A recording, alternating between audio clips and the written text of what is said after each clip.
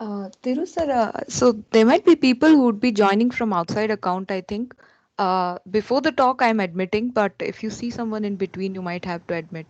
Yeah, yeah, sure, definitely. Okay, sir. I'll do Thank that. you.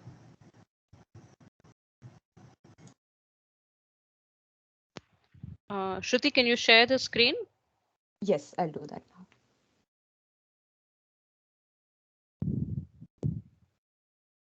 Give me 1 second. Take your time.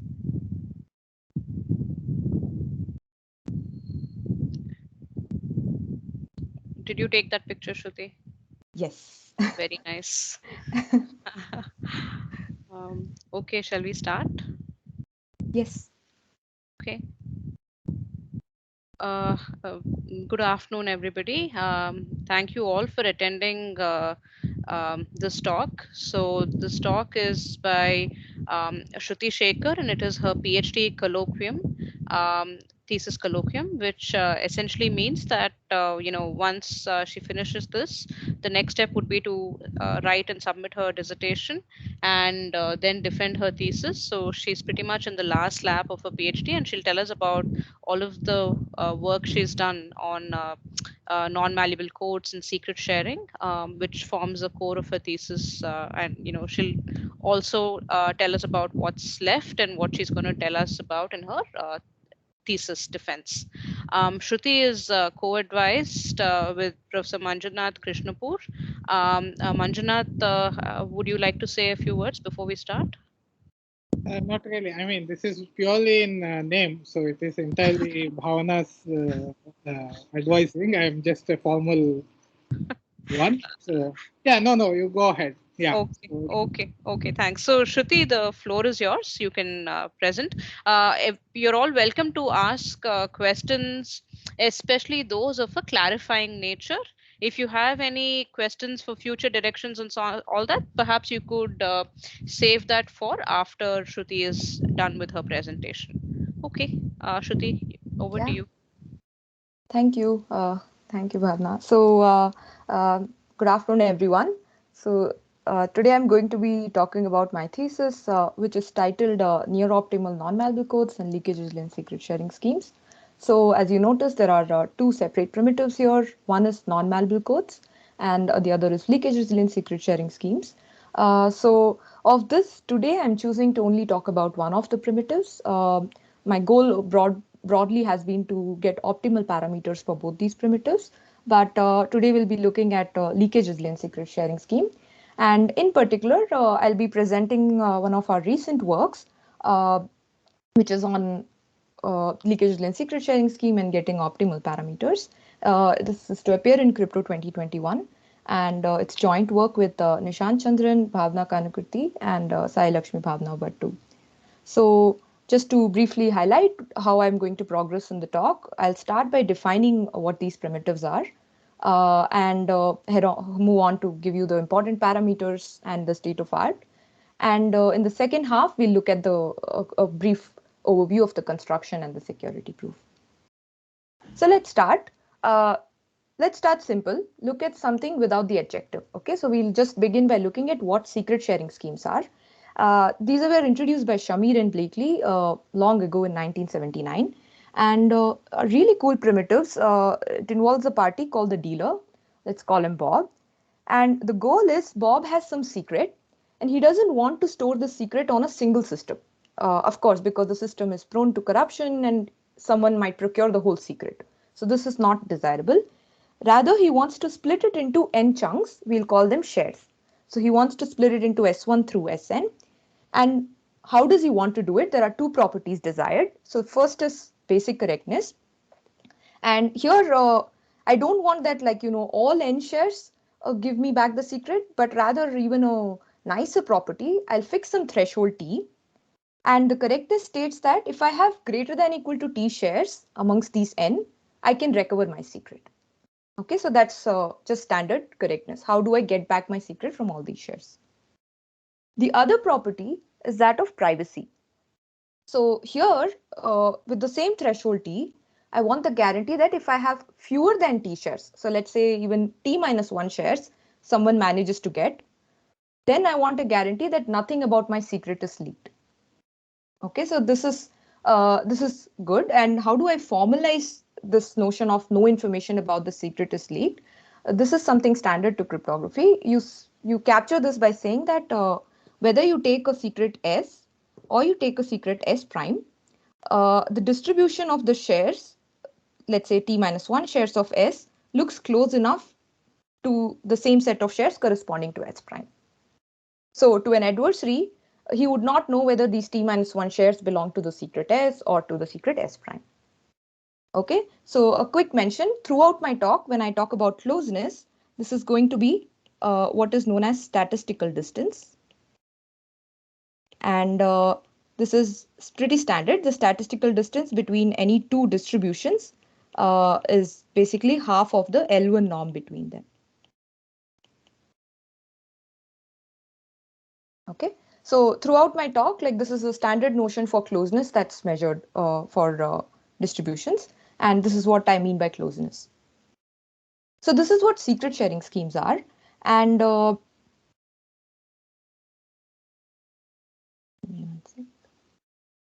okay, so to head on, like let's look at a very simple example for it, right? To place more context of what they mean.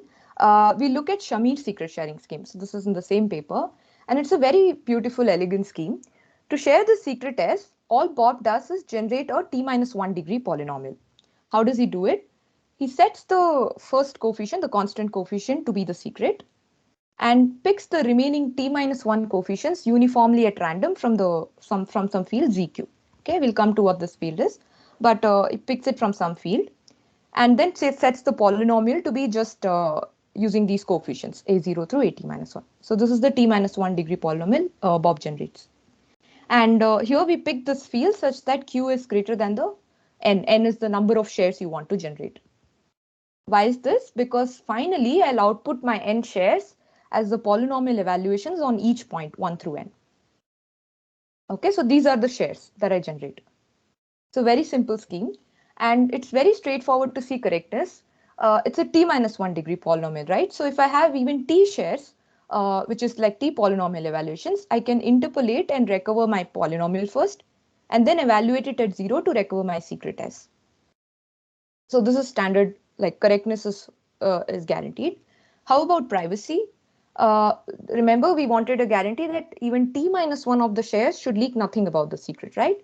And the nice part about this scheme is it's very simple to prove that if you take any t minus 1 polynomial evaluations, they don't tell you anything about, or they don't fix the polynomial particularly. And because of the way these coefficients have been chosen at random, in fact, you can show that this distribution is identical to picking t minus 1 points uniformly at random from the field. So clearly, this privacy is guaranteed, like nothing about the secret is leaked, right? Because of this identicality.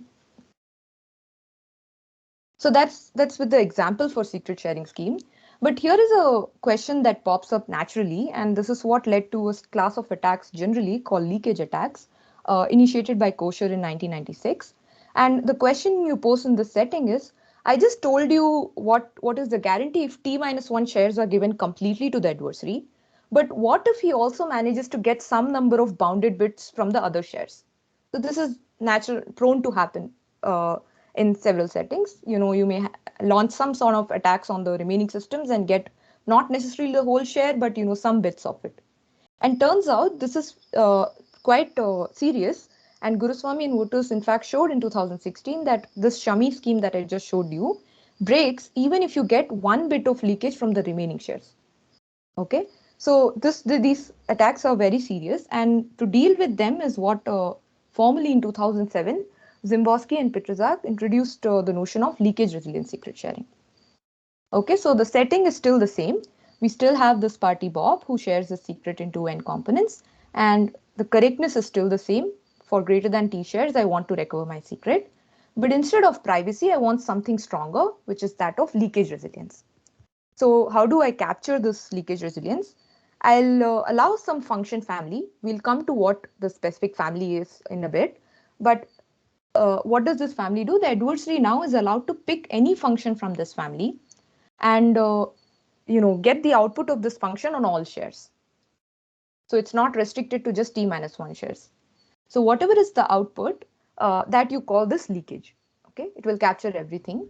And just like in my privacy guarantee that I showed you right now, I want to essentially capture the fact that this leak function doesn't leak anything about the secret S.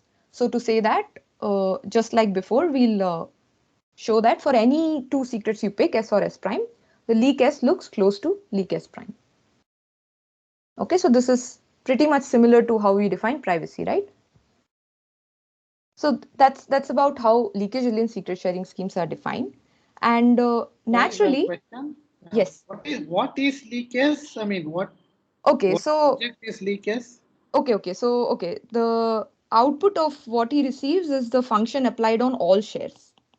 Okay, we have not mentioned the family yet. I have not defined to you how this function can be defined. That depends on the description of the family. But Okay. leak S is the corresponding distribution. So yeah, the whole sharing procedure uses some randomness, everything. So whatever is the distribution entailed by this, that I'm calling leak S. So this is conditioning on f of S1, S2, Sn for all f in the class script f, is it? Yes, for all F, I want this. So for any F I pick, this guarantee I will want. Thanks. Yeah. Okay. So it naturally leads into what are the important parameters with respect to such a scheme, right? So we'll come to the leakage family in a bit, but let's start with the first obvious parameter, which is the share size. So I am splitting my secret into these n shares, right? So share size basically just measures the size of the largest share amongst all. And naturally, what I want is I don't want to blow up my share size by too much. I want to share these secret in a way that I minimize the share size because I don't want to introduce too much redundancy in it. And this is a natural desire from such schemes. And in fact, even if I ignore leakage, right, for standard secret sharing scheme also, the best one can hope for is a share size, which is the message length plus this added parameter mu, which signifies the leakage bit allowed per share. So it'll become more clear what this mu signifies when we look at the model. But this is basically the best you can hope for in terms of share size. And the goal is basically to get as close to this as possible. And the second parameter is what appeared in the definition, right? Which is the leakage family. So how do I model there are several models that have been considered, in fact, but I'll just present to you like some simple categorizations of it. So there are two sort of notions, adaptive versus non-adaptive, and then there's something called independent versus joint. So we'll slowly look at this model because this is the family of leakage is what is important to move further. Let's start with something simple. Okay, so of all these categorizations, the non-adaptive and independent is the simplest model and the weakest model. What does this entail? Here, the adversary is allowed to mention some n functions. So the independent part is to signify that he can only mention functions which act on a single share. Okay, so what do I mean? In response to these function queries, the adversary will get the function output on the share corresponding share. So F1 will act on S1 alone, F2 acts on S2 alone, and likewise. Okay, so this is what the independence captures, and non-adaptive means basically this is a one-time query. So the adversary gets one shot, he can mention these n functions and get back the function outputs on the corresponding shares. And this captures the privacy that we saw as well because t minus one of these functions would be identity functions, or which means it will give out the share completely. And for the remaining functions, I will get some mu bits from the each share. So this is what is the parameter I spoke of when I even talked about the share size, right? I mentioned mu is the number of leakage bits that you allow per share. So the non-adaptive independent leakage model should be clear from this, hopefully. Yeah, so if not, like, please, you can ask questions at any point of my talk to stop me. Yeah. Shruti, for the benefit of those who might be seeing this definition for the first time, can you just explain why you have T minus one full shares that you're giving as a part of the leakage query? Yeah, sure. So, okay. I mean, the basic, we don't want to lose out on the privacy itself, right? So, we saw in the privacy that T minus 1 full shares are anyways allowed to be corrupted by the adversary and received completely, right? So that's the standard. In addition, we wanted to add some leakage resilience. So what this captures is precisely that T minus 1 shares you give in full, but now the adversary is also additionally getting some mu bits of leakage from the remaining shares. So that is what this is precisely capturing what we wanted to add on as a feature. Okay, thanks. Yeah. Okay, so this is the first like simplest model. Let me move one step further and strengthen it a bit. So we still keep it to be the independent model, which means every function acts on only one share. But I'm going to move to what is called as the adaptive setting. Okay, so what is adaptive here?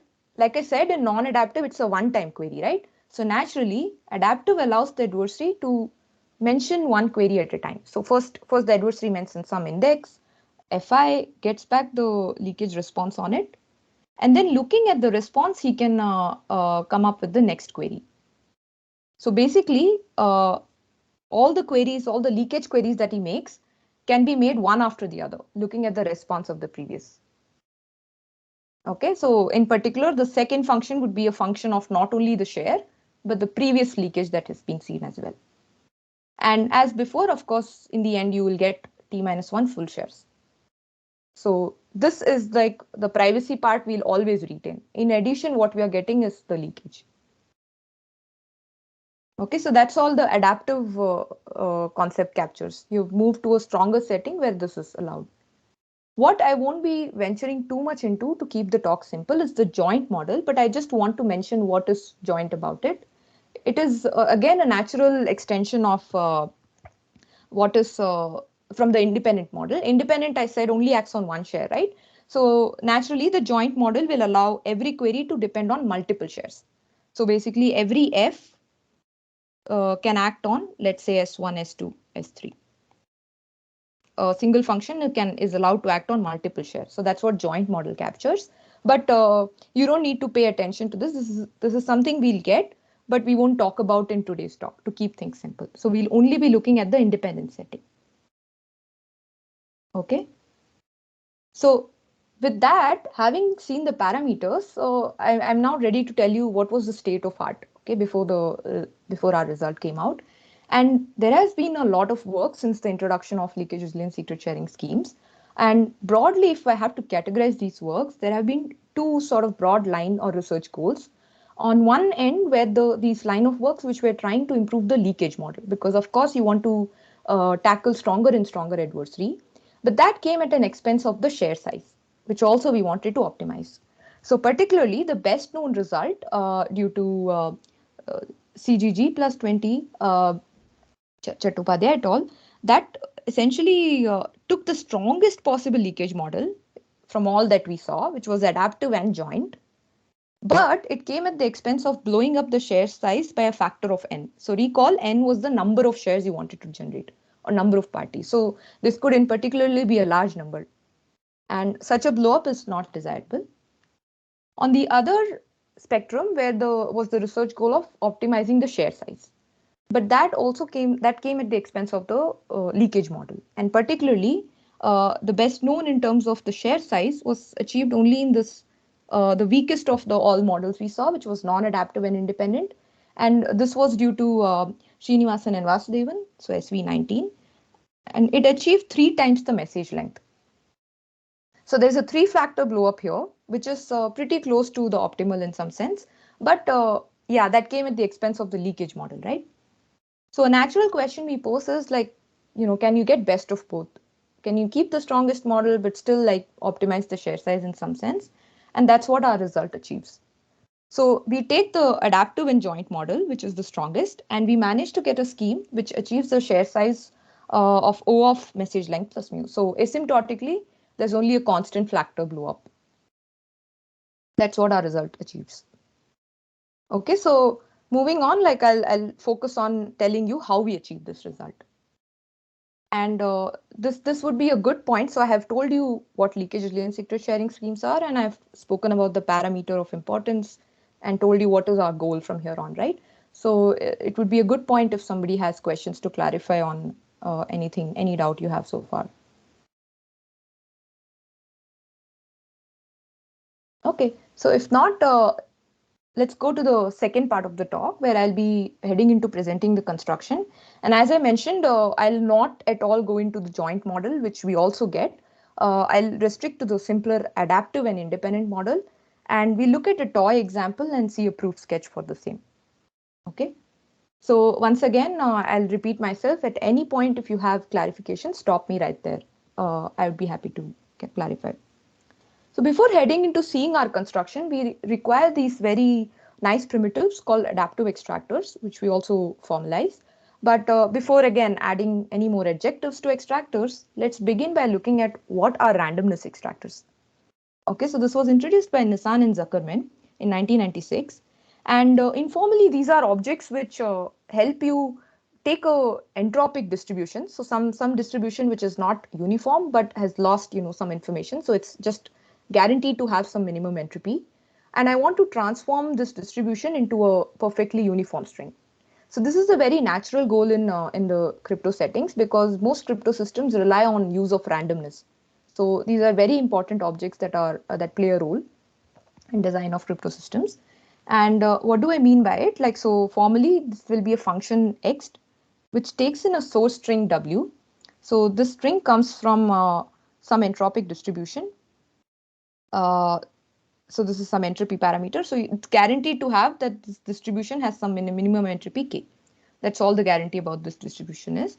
And in addition, it takes an aid string called seed. So this is a randomness that it takes in A and outputs the string y. What it informally what I want to guarantee is that the string that is output by the extractor looks close enough to a string that's picked at uniform. Okay, so how do I formalize this? Uh, we'll formalize this using this game where this adversary gets some information, and there's this guy called challenger who will pick all the necessary information to give to the adversary. So he picks the seed, the source, generates two strings, y0, which is just set as the extractor output, and then there is this other string which is picked at uniform. So the challenger then flips a bit b and essentially sends yb along with the seed. So what is going on here? The adversary is going to, with half chance, get the extractor output and with half chance get the uniform string. And he's supposed to guess which one he got. Okay, so what was my informal goal? I wanted to say the adversary cannot distinguish between these two, right? So this is what precisely the security says. The probability with which the adversary guesses the correct scenario is only half plus epsilon. So it's as good as him guessing. Okay, so yeah, allow the small error parameter along with it, which is the epsilon.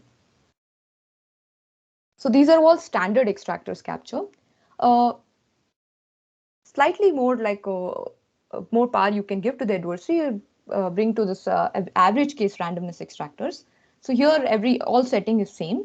But now in addition to the challenge and the seed, the adversary can mention some function f and get back the function output on the source string. So this is like some leakage on the source. But of course, like the entropy of the source should remain high enough post this. But besides that, there is no restriction as to what this function can be. It can output anything about the source. Okay, so even given this additional information, I'm going to guarantee that still the adversary cannot distinguish between the extractor output and a uniformly picked string. So this is what average case extractors capture. So to put things in context, let's look at a very simple construction of randomness extractors. It comes from what is known as the leftover hash lemma, which was Shruti, sorry to interrupt you. I just want to confirm and maybe clarify that you've yeah. not told us what adaptive extractors are yet. Not yet, not yet. I'll Okay, head good. into it. So we Yeah, can not forget yet. about that term, right? You can forget about that term. Okay, Yes, yes. thanks. Yeah. Okay, so yeah, we'll head into that. Like before going into that, let's look at this example of standard average case random extractors. This was given by Impagliazzo, Levin, and Luby in 1989. So a very simple instantiation of this leftover hash lemma is this function. This extractor picks a source which is from the field FP. And the seed is a two-part component, A and B. Again, both of them come from the same field. And it just outputs AW plus B mod Q. So the output comes from a different field. And it was shown basically in the leftover hash lemma that this turns out to be an average case extractor when you take any k entropic source. So basically, when the string W is picked from a k entropy distribution, you're guaranteed to get extractor outputs which are of this much length. So the length of the output is in fact k minus 2 log 1 by epsilon. So as I mentioned, the goal was to extract out the randomness from the entropic distribution, right? And of course, you want it to be as close to the entropy as possible. So you want to extract as much as possible from the source. And in fact, in that sense, this extractor is pretty good. So this is a very simple example, and I'm not going to show the proof, but this was just to put in context how there are, as simple extractor constructions as these. So a natural question that pops up is, we saw that, you're allowing the adversary to get a leakage on the source W, but what if I want something stronger? Okay, so I allow the adversary to get a leakage on W, but it's also dependent on the challenge YB and the seed S. So the challenge YB, recall, was either the extractor output or a uniform string. And if I allow that, this is too much information. Why? Particularly here is a simple function the adversary can query. He can just ask a single indicator bit for whether the extractor evaluated on W and S is equal to YB or not. And this is precisely what he has to distinguish. So of course, you cannot give any arbitrary leakage dependent on all three. But what we formalize as adaptive extractors is something like a step down, which works, in fact, and the setting is same. You still have the same game, and now you allow the adversary to query a function and get back leakage on W, which depends on the challenge YB. So I have removed the seed. Once again, this function can be any arbitrary function. Of course, you want the entropy of the source to still remain high, but besides that, there is no restriction on what kind of function the adversary can query. So this game tells me that the adversary cannot distinguish between the extractor output and uniform, even when he gets leakage on the source that is dependent on the challenge. Okay, so that is the notion of adaptive extractors. And in fact, it is we can prove that any average case extractor that you take, which is the standard notion we saw before, that is also an adaptive randomness extractor with some loss in the error. So what is the loss? We'll see. So it's a very simple proof, and let me just tell you how this works. So this loss in error will become clear when I prove it here. So the proof would be basically standard by method of contradiction, or what we call reduction in cryptography. Assume to the contrary that this extractor that I have taken is not an adaptive extractor, which means there is some adaptive adversary who manages to break the security. Then I will have to show that the standard average case extractor security also doesn't hold, which gives the contradiction, right? So to build the standard extractor adversary, here is what happens. As before, we have this challenger who picks all the necessary information, the seed, the source, sets y0 and y1. Now, the adaptive adversary, remember, will query some function f. And this function is not just a leakage on W, but he wants to get an output which is dependent on the challenge as well, right? Y0 or y1. And the standard extractor adversary cannot make this query. So what he does is just picks some y star at random and sends this function query on this fixed y star. So what do I mean? The response that he'll get from this challenger is the challenge, the seed, and the function output on y star. Okay, so of course this is not yet on YB, but this is all he can do. He gets this and forwards this information. And that's it basically. Then whatever is the guess bit that the adaptive adversary gives, that's basically going to be my guess for the standard adversary. So what is very obvious to note here is that the only scenario where all of this makes sense is when y star is equal to YB, right? Because that is the correct simulation, that is the output that adaptive adversary expects. And this happens with probability 1 by 2 par L, because it's a uniformly picked string. Okay, so this is the only scenario where you're basically translating the adaptive adversary break to the standard average case adversary break, and which is what I meant by the loss in the error. So this signifies that the adaptive extractor error would be 2 power L times the standard extractor error. Okay, so while this blow up seems like a huge parameter, you're blowing it by an exponential amount, right? Turns out this is good enough for our application, and these are the extractors which end up giving our end goal of share size in our leakage resilient secret sharing schemes. Okay, so with that, I hope you're clear on what adaptive extractors are. And this is the main tool that I'll be using in the construction of the leakage resilient secret sharing scheme. So I'll head into the construction, but again, like now would be a good point if someone has a doubt on what adaptive extractors are, I would be happy to repeat. Okay, great. So that's the only sort of primitive we'll use. So let's head into a toy version of our construction. And for simplicity, I'll only stick to three-party setting. Okay, so let's ignore general n shares. And I'll assume I only want to target a three-party sharing setting. Okay, so what do I mean? I have this message M. I start by sharing this message using a standard secret sharing scheme. Okay, so this is the first thing that I define with just privacy guarantee, no leakage resilience. And the threshold I take for this is 2. So what do I mean by that? Any 2 shares are enough to recover M, but 1 share will not give any information about M. Just to recall, okay? So the threshold I assume is 2. And I begin by sharing my message using this scheme. Now what do I do? I have these adaptive extractors with me, and I want to hide my message using them. So to do so, I picked like 3 separate sources or independent sources, W2, W1, W2, W3. Okay, so they come from the same source distribution, but I picked them independently. And I'll generate my extractor output on each of the source with the same seed. And mask my, or rather just XOR my message, M1 with extractor output on this, M2 with this, and likewise. So this gives some output Y1, Y2, and Y3. And I have to also convey my seed somehow in the share.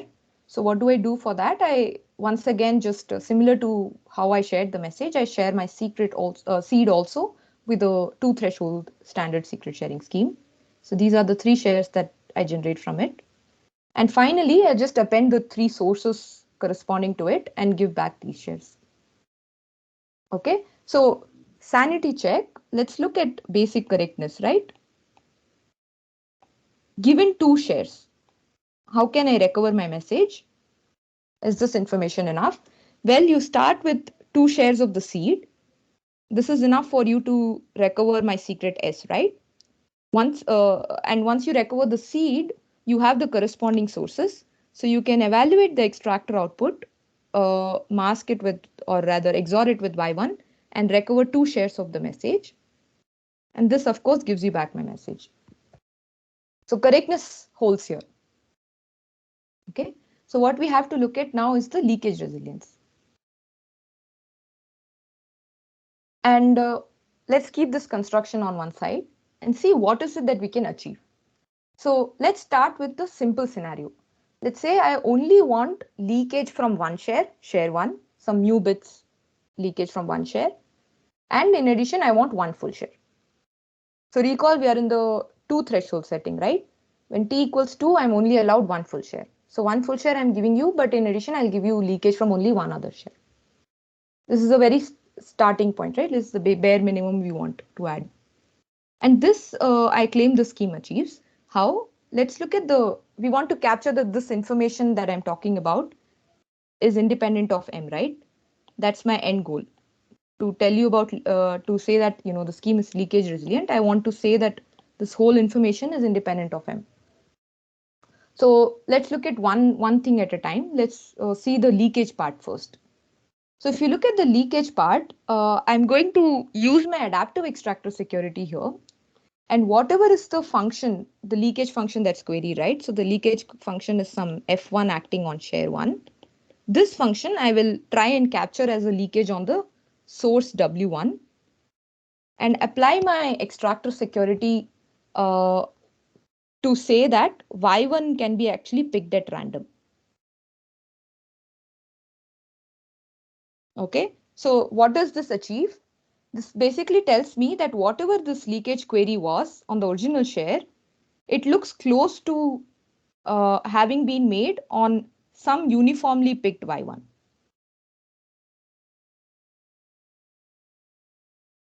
And this will capture the independence I need.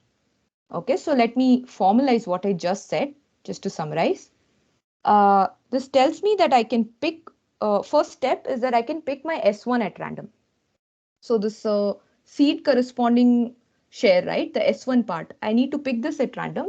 This you can do because this is only one share, right, and it is a 2-threshold scheme. So like we saw in Shamir, this one share you can pick at random.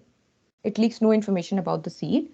Why is this needed? Because I want to capture my leakage as purely a function on the source and the extractor output, right? That is what adaptive extractor guarantees. So once I pick my S1 at random, this function F1 is purely a leakage on W1 and Y1. And that will help me replace my Y1 with uniform, as I just showed. So just to summarize this whole thing, what this is telling me is that the leakage function, the mu bits of leakage that I'm talking about, that leakage function is independent of the message.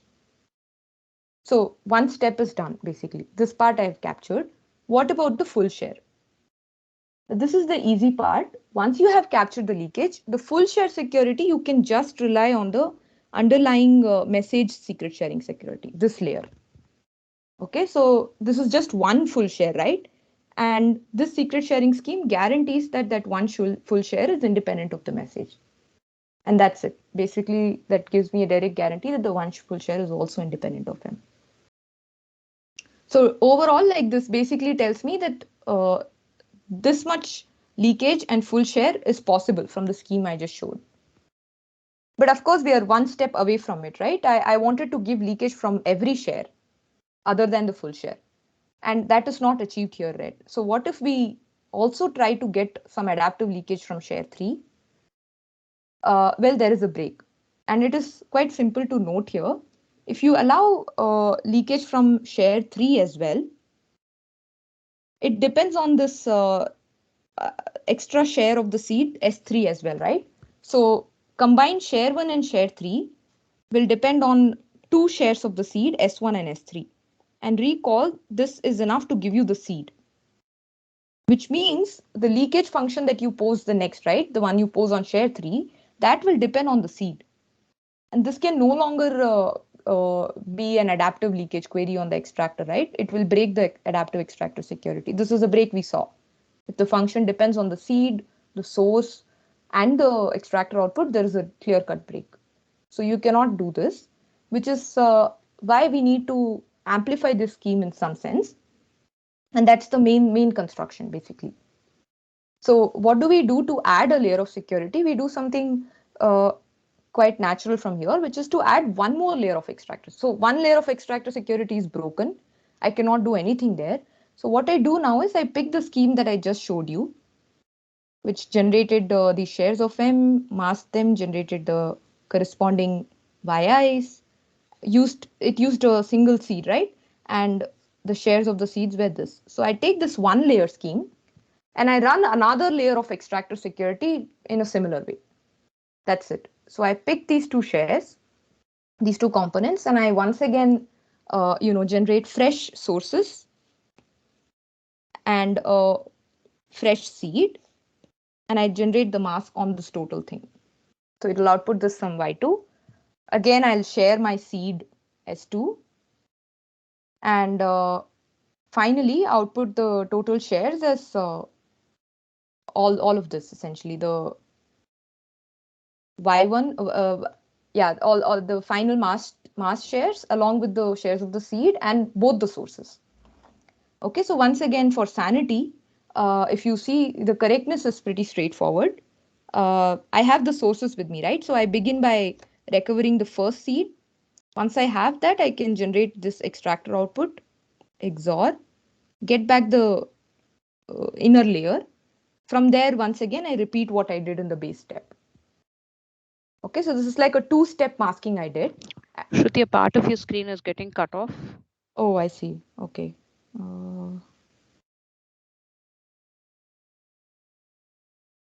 Yeah, I don't know how to fix it, but let me just write down what I had here. It is just this shares W12 and W11. So these two sources, essentially, this and this. And likewise, here it is W22 and W21.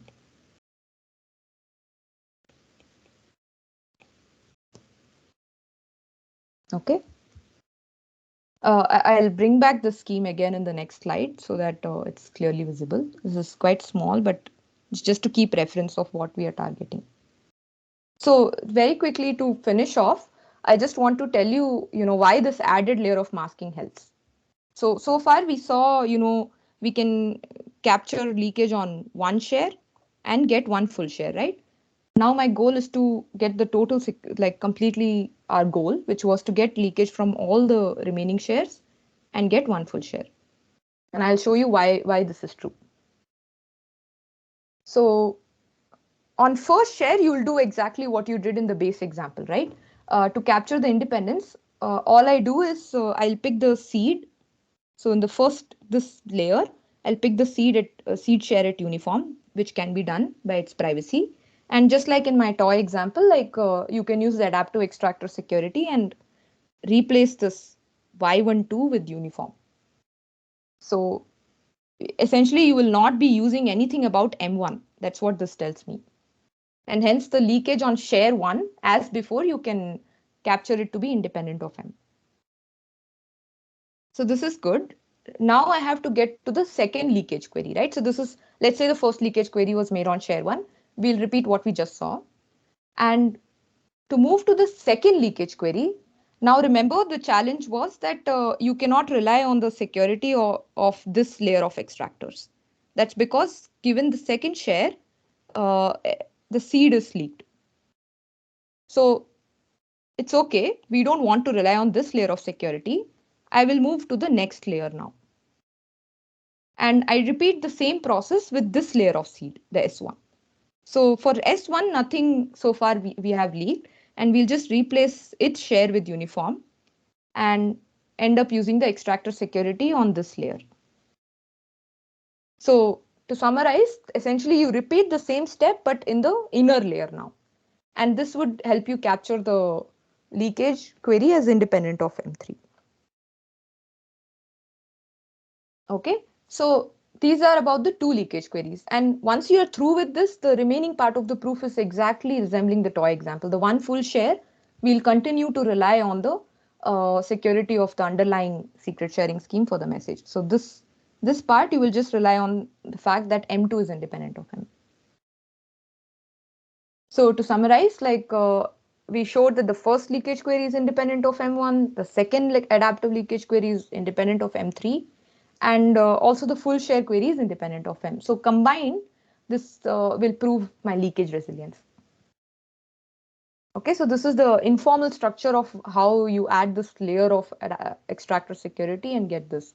So this was for a toy example, and just to what I showed you right now, just to summarize, is that I showed you a simplified version of a scheme for the adaptive independent model, and the share size that this achieved was this, sum of the size of yi, the seed share, along with the two sources. So recall I gave the two sources. And with the instantiation of our adaptive extractors, turns out we can get the share size to be, a constant, asymptotically a constant times the message size plus the leakage bit that you're allowing from every share. So this is what we, strive to achieve from the beginning. And what I did not show you and what's there in the paper is, how to get this for a general n party setting, threshold T, and for the adaptive, in fact, joint model. So for that, I would refer you to the paper. So that's basically all I had to say about this. And thank you for attending the talk. So I'd be happy to take any questions if you had. Thanks, Shruti. Any questions from anybody?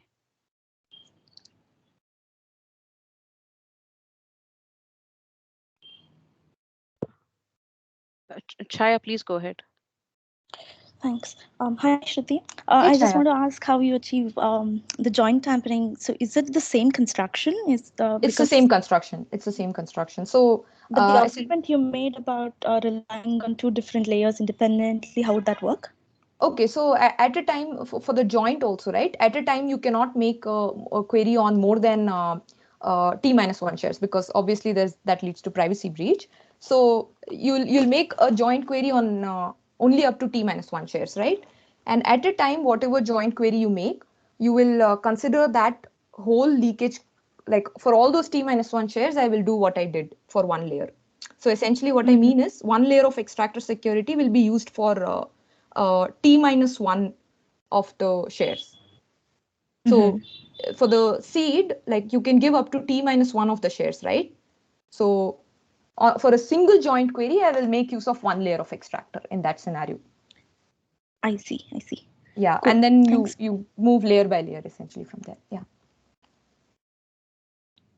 Thanks. Any other questions?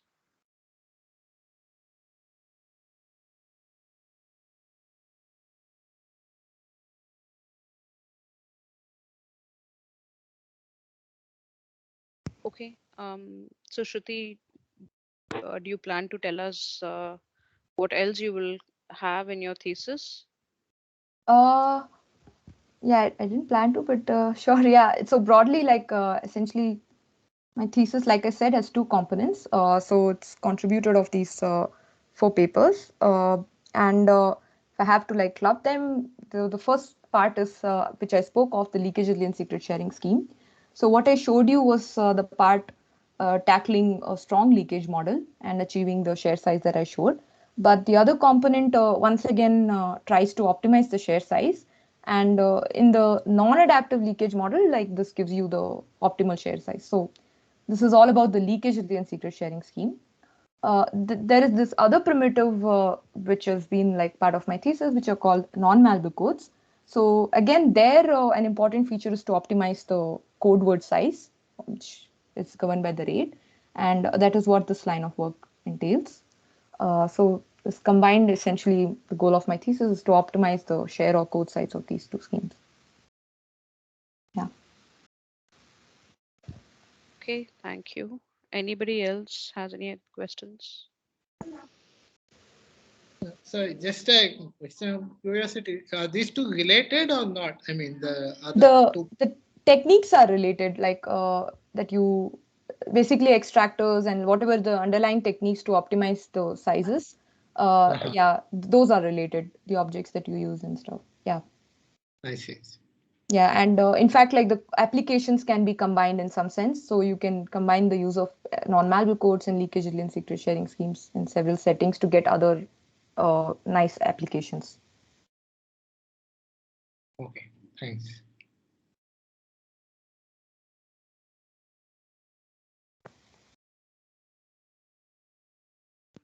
More than techniques, I think the tools are related. Yeah. Yeah.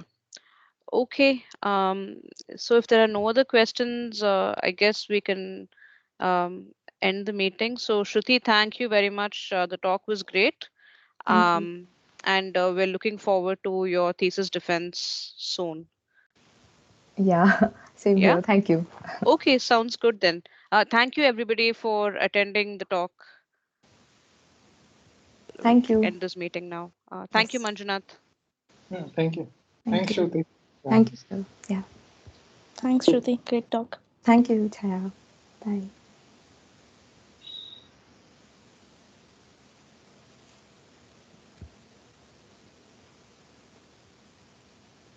Awesome, awesome.